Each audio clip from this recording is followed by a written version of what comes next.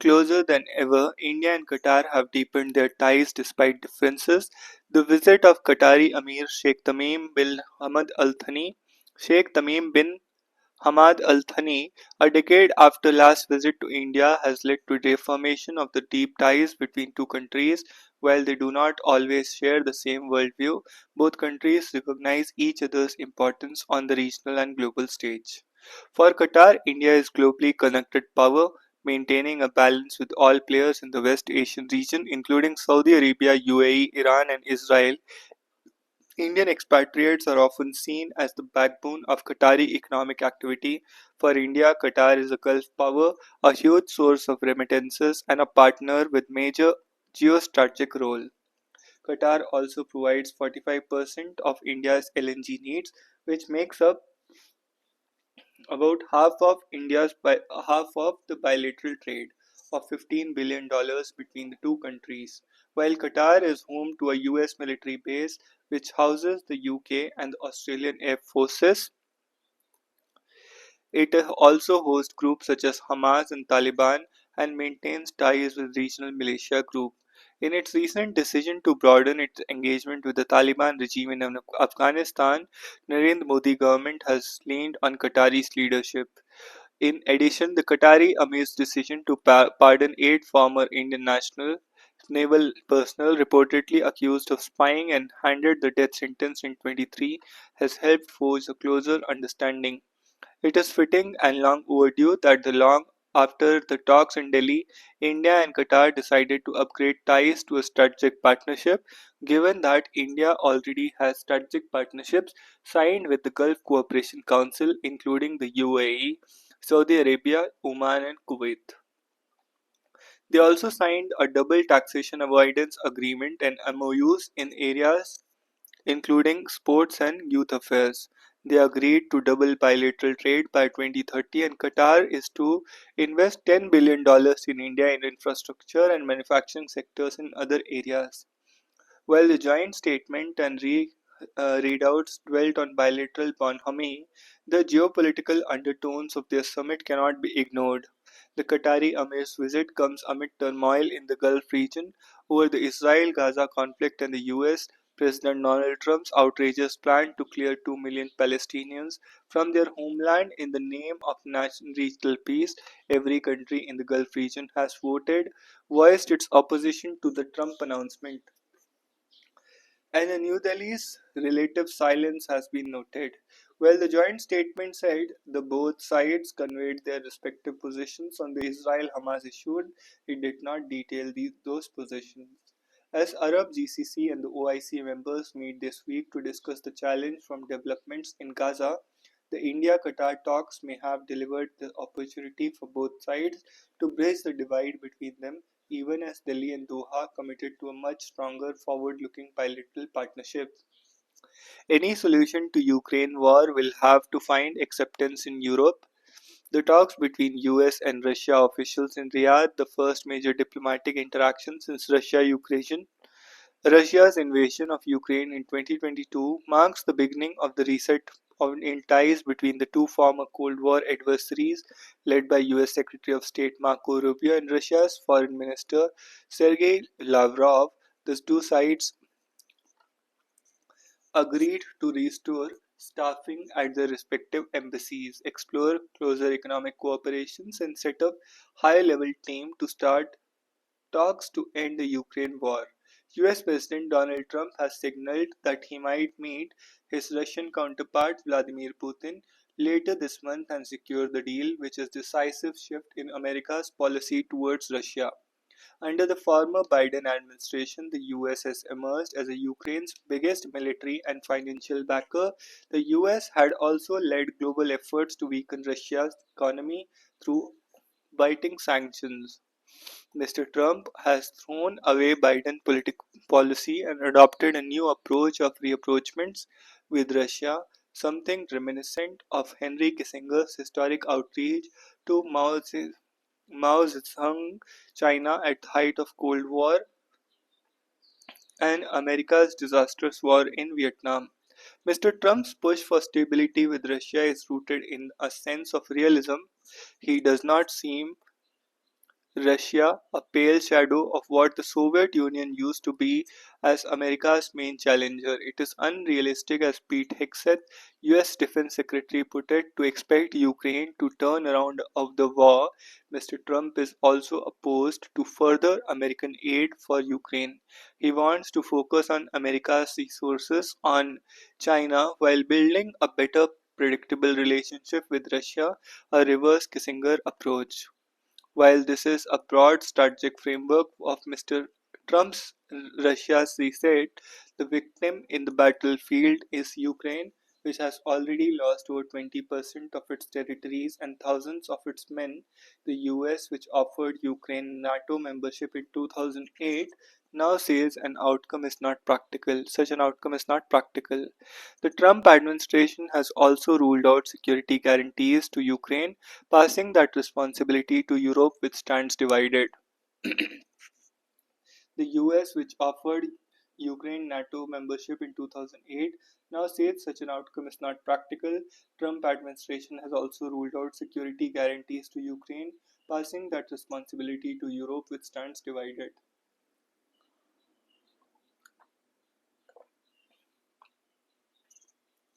Trump's push for stability with Russia is rooted in a sense of realism. He does not see Russia, a pale shadow of what the Soviet Union used to be, as America's main challenger. It is unrealistic, as Pete Hegseth, US Defense Secretary, put it, to expect Ukraine to turn around the war.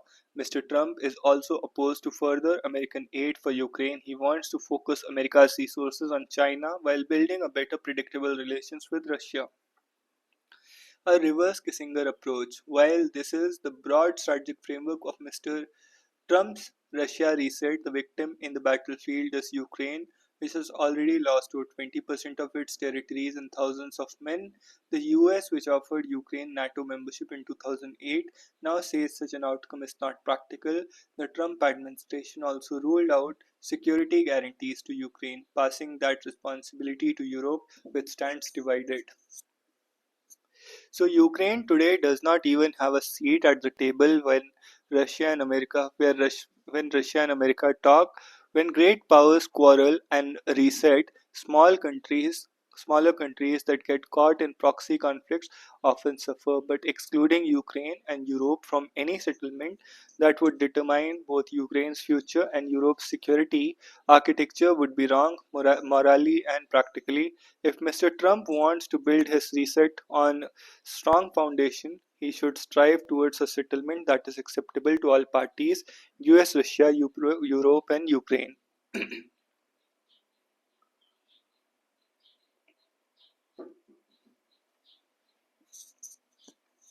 Appointing the CEC, apart from ensuring that there are three column headlines in the newspapers, what the leader of opposition Rahul Gandhi aims or achieves from his phrase midnight call or appointment of CEC is anybody's guess.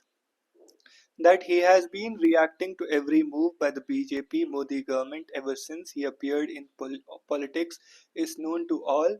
Those who feel that the government going ahead with the process is a hasty move and that it could have waited for the top court's judgment in the ongoing litigations have reasonable solution in the court's solid observation last week that if there was any development in the interregnum it would meet the consequences. The court is surely expected to answer whether the Act of 23 goes against the 2022 verdict.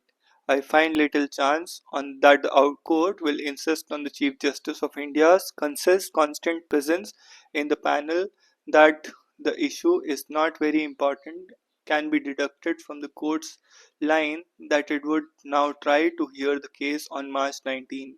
Fears about the majority in the panel and the opposition leader getting reduced to a figurehead have some grounds in our politics. The only solution at the present appears to be legally insist on unanimous decisions by the panel. The constitution of the panel can also be changed and strengthened so that it has, say, six members, three from different ruling parties and three from the different opposition parties, with neither groups claiming majority, and with more members within the panel might be able to solve the present controversies. The Supreme Court of India has rightly condemned the filthy language that a prominent YouTuber has recently in what is a case that highlights the tension between free speech and responsible expression. Common decency dictates boundaries regardless of the legal definitions of obscenity. The court's advice to him to stop this show business from for the time being sends a clear message to all. It is time to have a serious conversation about online ethics.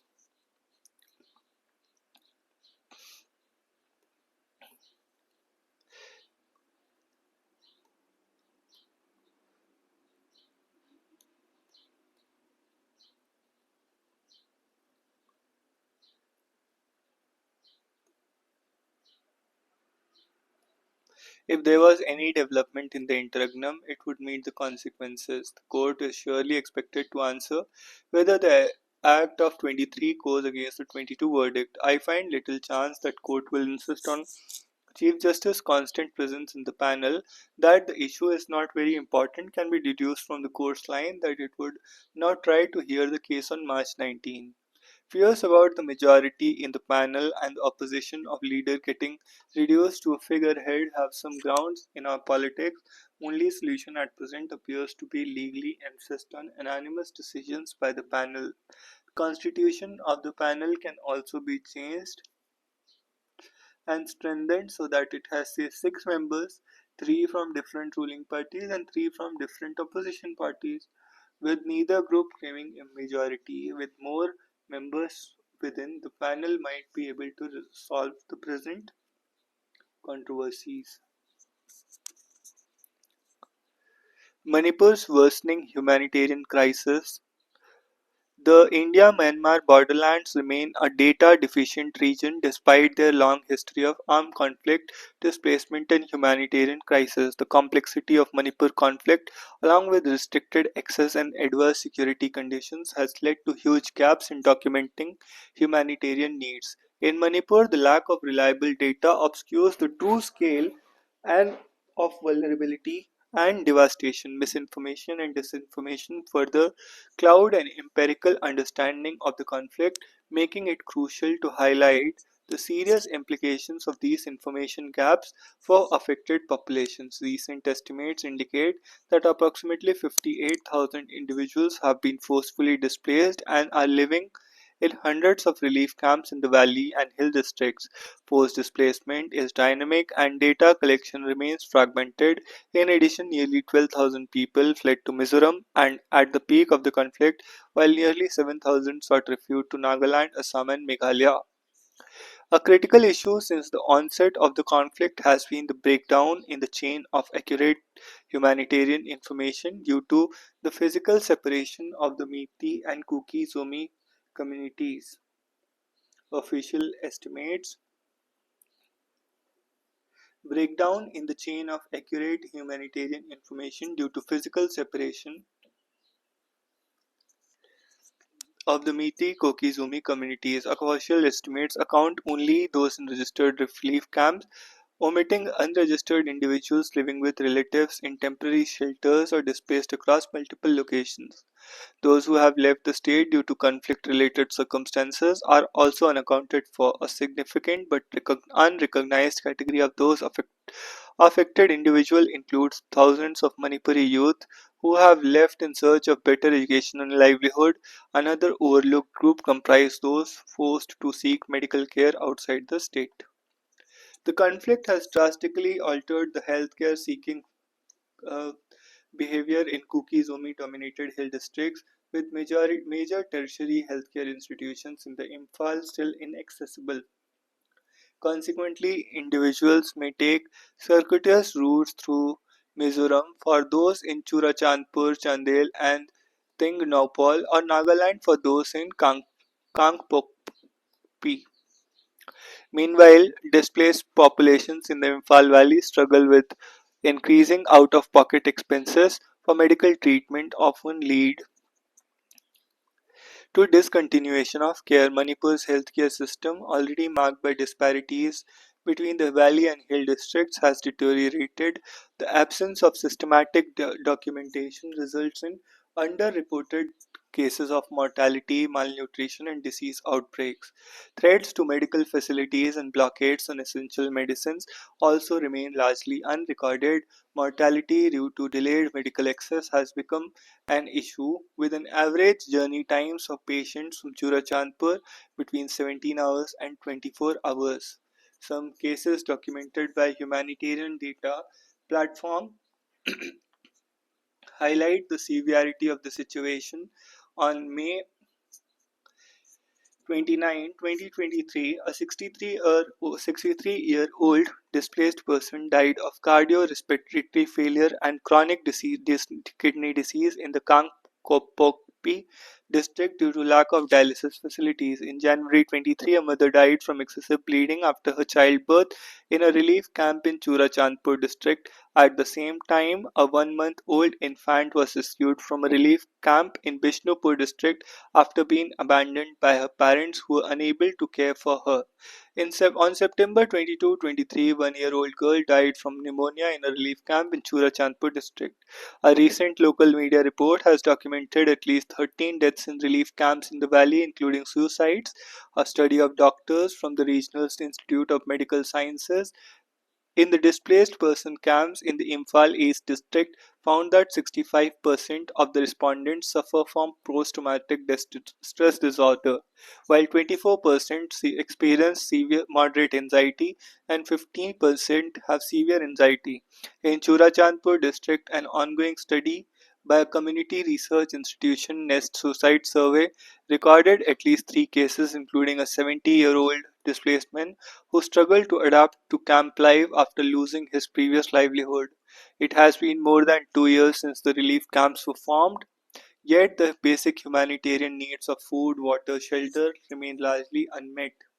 Dwindling resources due to failure, conflict and induced inflation have worsened conditions for displaced populations on both sides of the ethnic divide, with over 22,000 children living still living in camps. The situation is especially dire, severely impacting education. Unsanitary living conditions, daily water shortages, and lack of access to nutritious food, and the absence of income sources are compounding the crisis.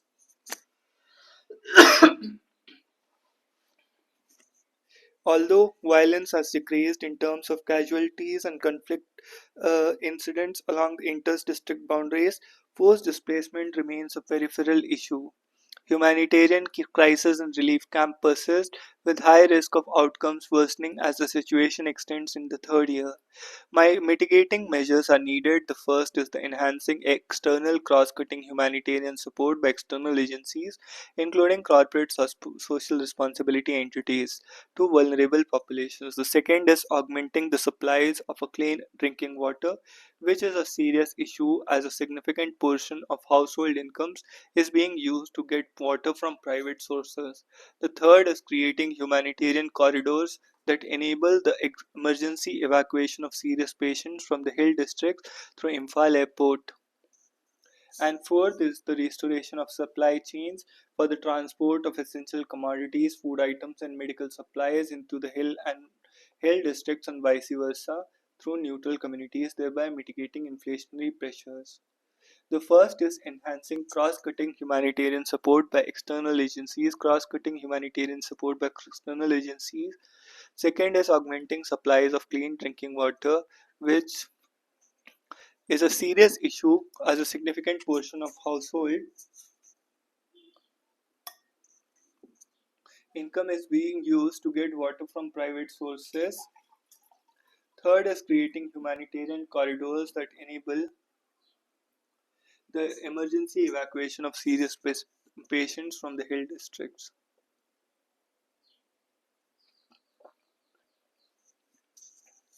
Fourth is the restoration of supply chains.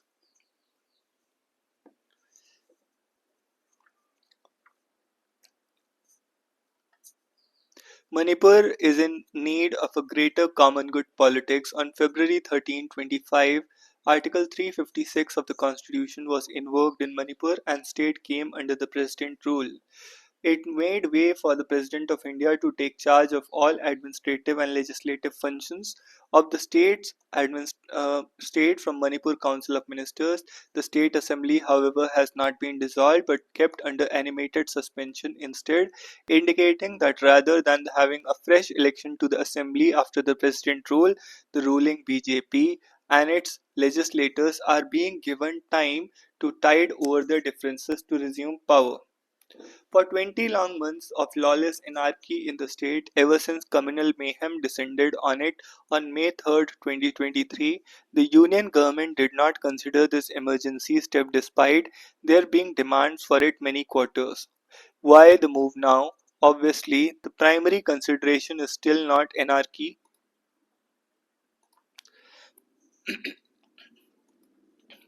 anarchy, but some other.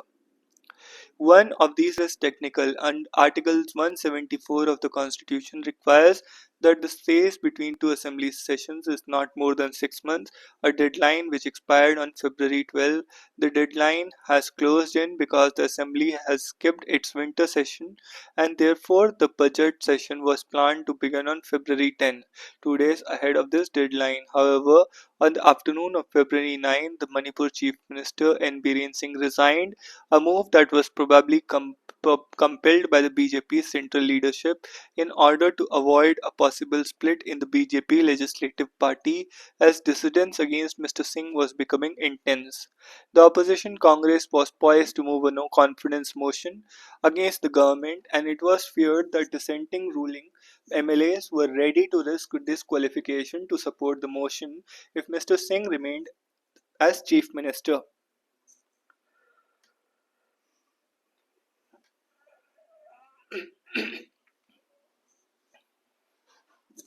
Just after accepting Mr. Singh's resignation, the Manipur governor Ajay Kumar Bhalla, for unexplained reasons, declared the assembly session scheduled to begin the next day as null and void. He had probably not been briefed about the February 12 decline.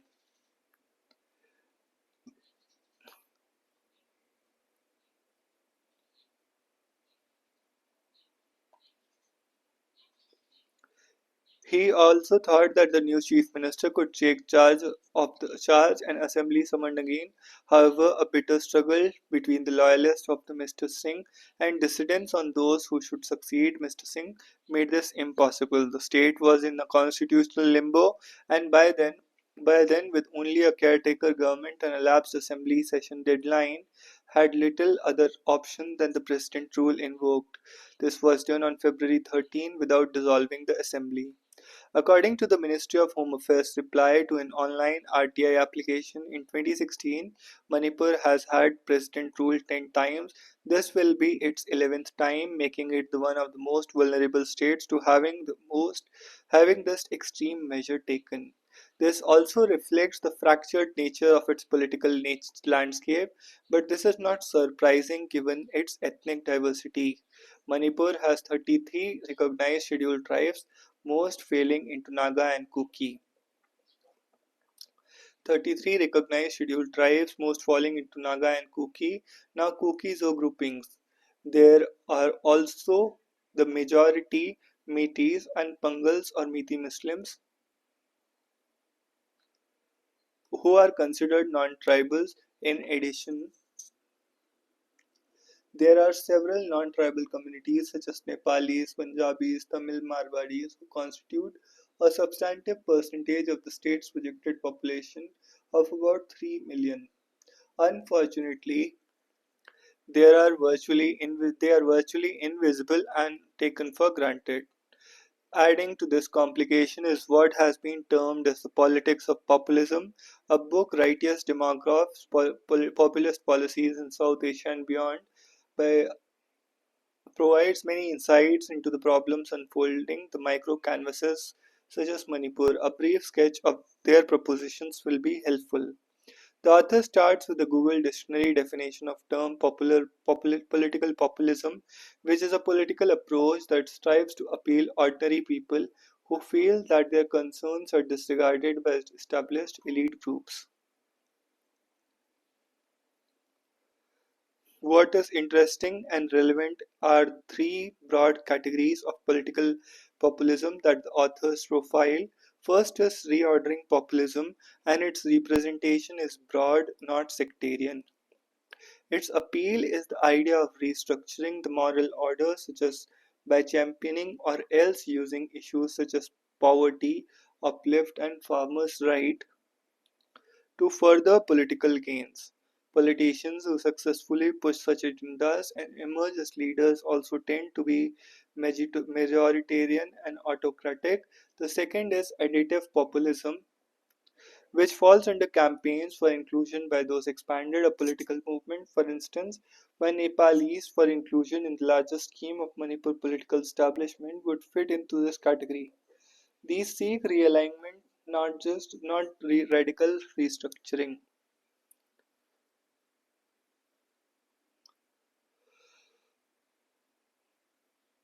The third is what authors called quotidian populism.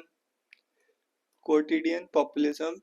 The popularist politicians seek to create their exclusive constituencies and then have their exclusivity of their constituencies preserved for their vested ends. Their partisan and their political interest is to keep societies polarized. Quite obviously, in the hotly contested political arena of Manipur, there are players of three different brands of political populism.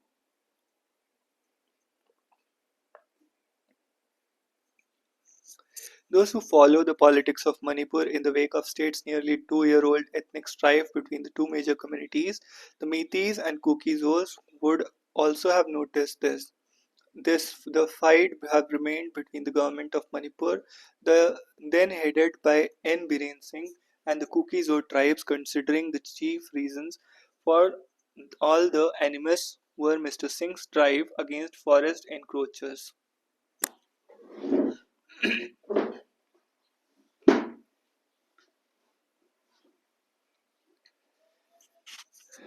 This fight should have remained between the government of Manipur, then headed by N. Biren Singh, and the Kuki-Zo tribes, considering the chief reasons for all animus was Mr. Singh's drive against forest encroachers, poppy cultivation, and illegal migration.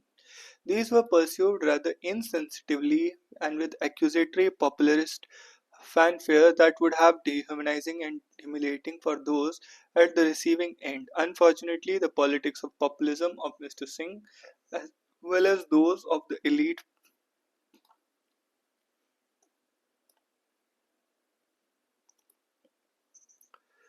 uh, those of his elite adversaries on the other side of the political fence, competitively built on the waves of ethnic paranoia in their respective constituencies for their brands of politics to ride on, ensuring the process that hostilities were transformed into communal enmity. The current spell of president rule is unlikely to last for long, and the new BJP government could probably take charge sooner rather than later.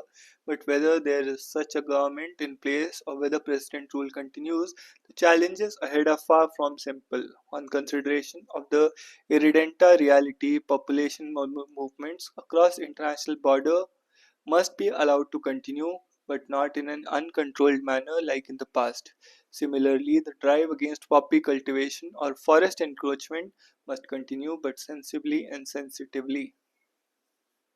Above all, the effort must be for an end to senseless communal hostilities. In long run, politics must shed populism and be consensual instead, shaped by the principle that promoting the greater common good guarantees the enlightened self-interest of all. Manipur became a full-fledged state in 1972, but its political history has ample evidence of this character, and anybody from any community could emerge as the chief minister based solely on caliber.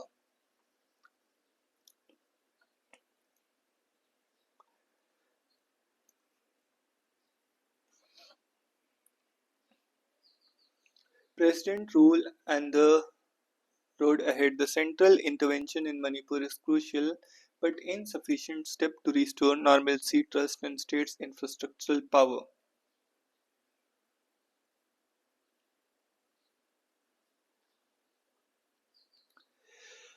The Narendra Modi-led BJP government at the center has finally done the inevitable by imposing president rule in Manipur on February 13 after dragging its feet for over 21 months, 4 days after N. Biren Singh resigned as chief minister. The change in political gear stems not from the BJP's first order preference but as an escape route to avoid an imminent fall of its government and an impending constitutional crisis in the state. However, this crisis, along with the belated imposition of president rule, presents both challenges and opportunities for the BJP-led central government and for various stakeholders in the Manipur's violence to restore normalcy and establish trust and legitimacy in the Indian state and its institutions. The BJP's last resort to president rule to avert a constitutional crisis has busted the myth around BJP's electoral USP of a double engine sarkar, which has projected as the hallmark of efficiency, stability, and strength. The most formidable challenge is therefore to creatively use president rule as an opportunity to reverse this and establish what Michael Mann, the eminent political sociologist, calls infrastructural power of the state. This is premised on the assumption that the biggest casualty in over 21 months of the violence has been the erosion of trust and legitimacy of the state and its institutions. Biggest casualty, trust and legitimacy of state and its institutions. Biggest casualty has been trust and legitimacy of the state and its institutions.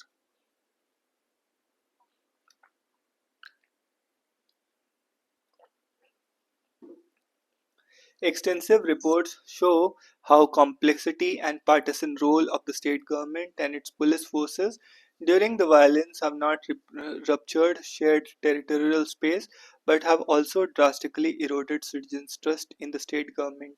Under Mr. Singh's populist leadership, the state government is seen to have capital capitulated to the meeting ultra-nationalist and majoritarian agenda. This point is brought into sharp relief by the recent forensic report by the Truth Labs submitted to the Supreme Court, which confirms 93% similarity between the YouTube voice samples and the alleged audio of the Mr. Singh in a leaked tape where he allegedly made self-incriminating claims about his role in starting and perpetuating this violence. Seen against this context, the imposition of president rule must be as unnecessary but not sufficient step towards establishing the state's infrastructural power to restore normalcy and constitutional order in Manipur.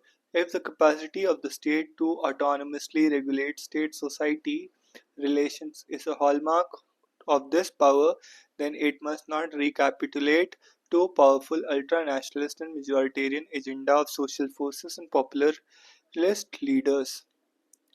These leaders harvest the insecurity complex of the gullible public to falsely project themselves as a messiah or will restore an elusive, glorious indigenous past to secure the survival of the community and state from unwanted others. It is worth underscoring how Frederick Redsel's idea of Lebens, Lebensraum was weaponized during the Nazi rule and in the 1930s when unwanted Jews others were violently targeted to protect the purity of German Aryan race and the Third Reich. There, that this has unusual resonance with the militant ultranationalist and populist drive to restore Manipur indigenous past should shudder us and affirm our resolve not to feed these politics anymore. This is not to suggest the permanent inseparability between reviving one's glorious past and violent targeting of the unwanted others to secure one's survival. The ideological apparatus of the state can play a crucial role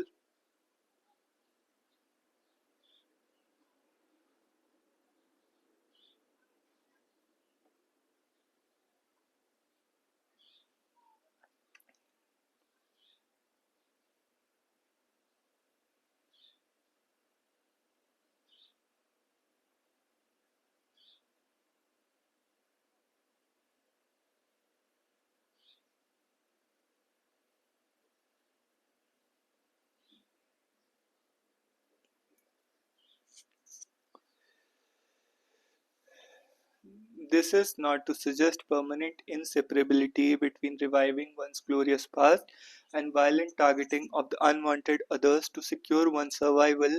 The ideological apparatus of the state can play a crucial role in detoxifying militant ideas and reorienting our political culture and political socialization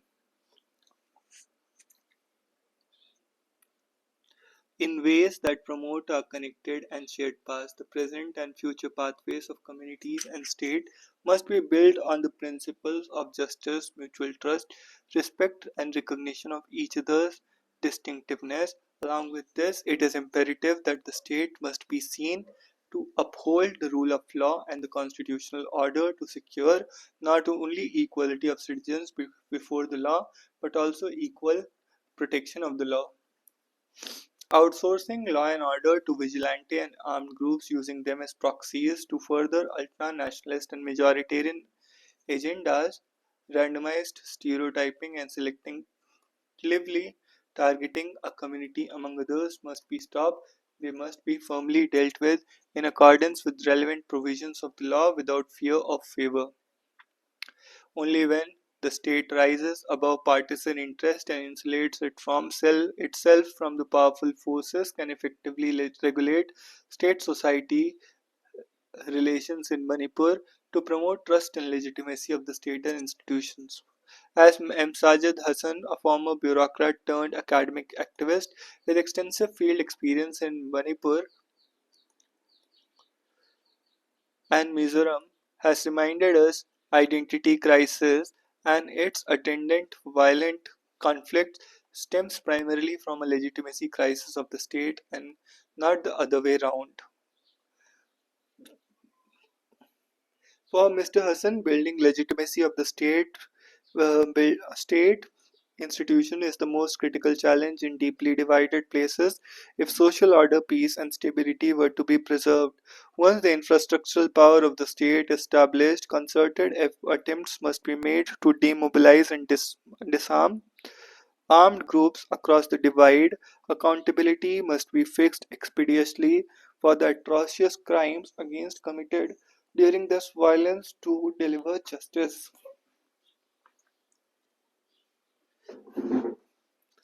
Establishing normalcy and during peace in Manipur, which has witnessed protracted armed insurgency, required a negotiated political solution and not merely a law and order approach.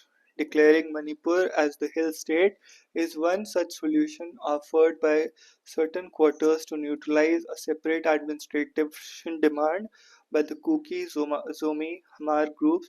Although plausible proposition, its implications on the extent sub-state constitutional asymmetry under Article 371C must be carefully assessed. Behind this prescription lies a political project to arraign the Hill Valley's institutional binary and a refusal to acknowledge the systemic manipulation and persistent refusal to devolve meaningful autonomy to tribal people.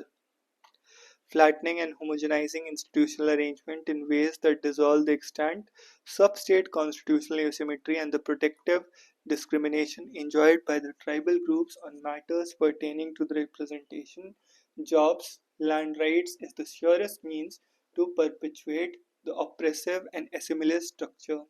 Couched in the language of civilizational unity, this may cohere with and be particularly appealing to the BJP nationalist agenda. However, it is grossly insensitive to the distinct and autonomous social cultures of the valley and hill tribal communities. Any attempt to use president rule as a ruse to centralize powers and dissolve extent sub-state constitutional asymmetry as a facade to perpetuate the oppressive rule of the dominant community is unlikely to secure Manipur's territorial integrity. On the contrary, it may further bolster and legitimize the Kuki Zohamar group's demand for a separate administration. Given the long-standing and historical foundations of a distinct substate, constitutional asymmetry and protective discrimination, securing durable peace in Manipur impels an affirmation, not dissolution, of the existing institutional regime, disrupting the already lopsided power balance between the hill, tribal, and valley communities in favor of the latter is only recipe for disaster as it will normalize structural oppression and injustice against the former.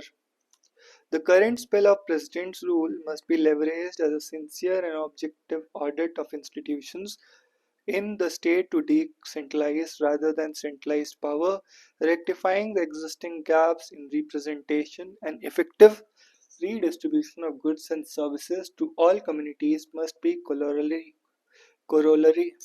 The opacity and inadequacy in how institutions represent, redistribute, and give voices to diverse communities have spawned a vicious cycle of mistrust, democracy deficits, and violence in Manipur. The challenge is to recalibrate existing institutions in ways that strengthen substate constitutional asymmetry to effectively cater to the legitimate needs and demands of for distinctive recognition, representation, redistribution, within and between groups.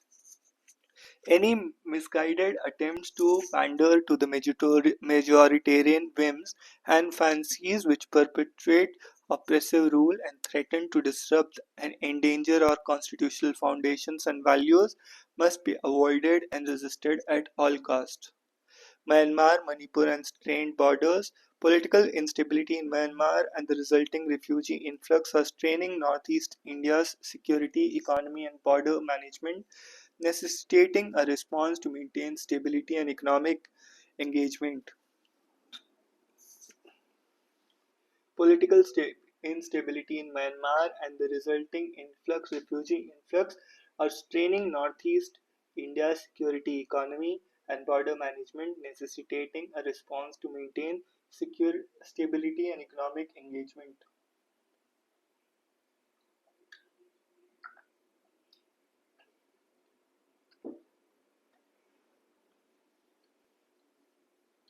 Northeast India has experienced prolonged spells of insurgency. However, over the past few decades, large parts of the region have remained free of insurgencies. This relative peace has allowed for the operationalization of massive infrastructure projects, but as the violence in Manipur attests, the gain made are experiencing increasing stress because of the political developments in Myanmar. The military coup in Myanmar in February 21 has encountered widespread disapproval from the people of that country. The civil disobedience movement against the military rule subsequently evolved into an armed resistance by the People Defense Forces (PDFs). People's Defense Forces. The coordinated attacks by the PDFs and the ethnic armed organizations pushed the Myanmar military to cede control over large parts of the country. In a futile attempt to regain territory, the Tatmadaw resorted to incriminate use of force. There were instances where civilian areas were subjected to aerial and artillery bombardment by the Tatmadaw. The Sagaing region, Chin and Kachin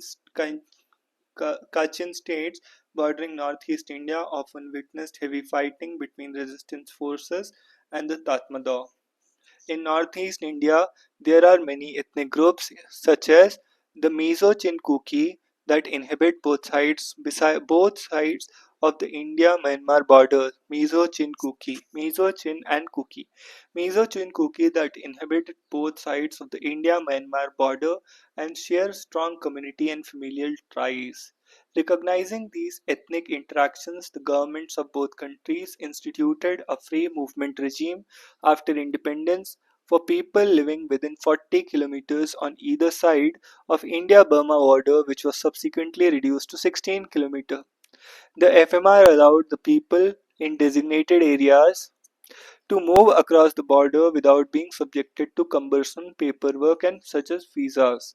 Additionally, a wide range of economic activities such as border cards were established to encourage local cross-border trade and promote livelihoods. However, these attempts to convert border zones into launchpads of economic engagements received the setback of the recent violent a conflict in Myanmar, which resulted in large-scale refugee movement into India. The movement of refugees has negatively impacted India's border management strategies. According to the United Nations High Commissioner for Refugee estimates, as of December 31, 2024, approximately 95,000 refugees has moved into India. Of these, 73,000 reached India after the recent military coup. However, given the porous border, it is difficult to accurately estimate the number of refugees in India. The influx of Myanmar refugees has generated diverse responses in India's northeastern states. In Mizoram, various civil society organizations and the state government have shown considerable empathy for the refugees due to their shared ethnic identity. On the other hand, in Manipur, there are concerns that the influx of refugees is disturbing the fragile ethnic balance and has become an important variable in the Meitei-Kuki conflict. Responding to such concerns, last year the Union Home Minister announced that the FMR would be abolished to maintain internal security and to maintain demographic structure of India's northeastern states bordering Myanmar. However, it is not certain if India's Ministry of External Affairs has formally communicated to its Myanmar counterpart about the withdrawal of the agreement on land border crossing. Meanwhile, in December 24, a new framework was operationalized which would allow people living within 10 kilometers of the border, including in Manipur, to cross India-Myanmar border with permit and with a permit at designated entry-exit points. Rather than expanding the FMR to facilitate greater economic engagement between India's northeast and Myanmar, it is being increasingly constricted. Moreh in Manipur, once a bustling border trade town, has borne the brunt of the recent developments. The decline in the border trade meant the Moreh's emergence as the India gateway to Southeast Asia may not materialize anytime soon. Plans to improve the India-Myanmar-Thailand trilateral highway have taken a backseat. Along with India, China is also experiences negative spillovers due to political instability in Myanmar. To prevent the unauthorized movement of people, China has fenced a few critical sectors of its border with Myanmar. Beijing has strong relations with some EAOs in Myanmar and deployed them to tackle the criminal drug syndicates operating from there.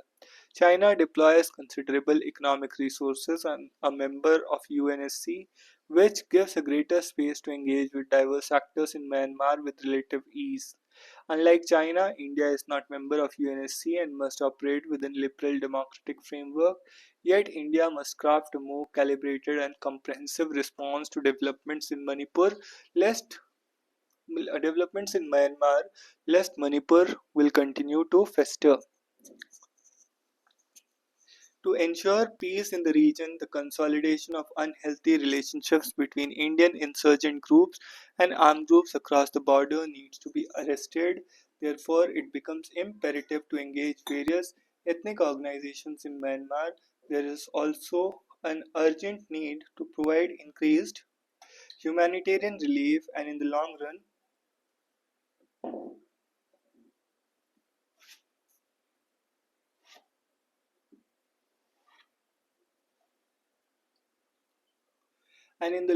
develop healthcare and educational infrastructure.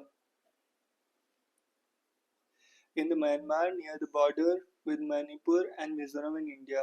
These measures would ensure